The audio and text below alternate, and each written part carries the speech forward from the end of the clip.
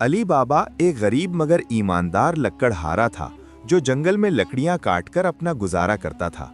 एक दिन वो जंगल में था कि उसने देखा 40 चोर एक गार के सामने आए। गार के पास उनका सरदार बोला, खुल जाओ सिम सिम, और गार का दरवाजा खुल गया।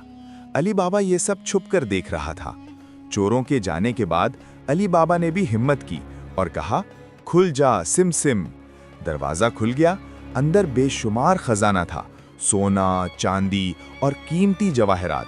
अली बाबा ने थोड़ा सा खजाना लिया और घर वापस आ गया। उसने ये राज किसी को न बताया, मगर उसका लालची भाई कासिम ये बात जान गया। कासिम गार में गया, मगर लालच में आकर वो जादुई अल्फाज भूल गया और चोरों के हाथों पकड़ा गया। अली बाबा को जब खबर मिली तो वो अपने भाई को बचाने गया।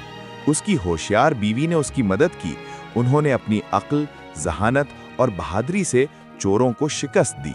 आखिरकार अली बाबा ने सच्चाई और बहादुरी से सब मुश्किलात पर काबू पा लिया। इस कहानी से हमें सबक मिलता है कि लालच बुरी बला है और अक्ल और ईमानदारी से हमेशा कामयाबी होती है।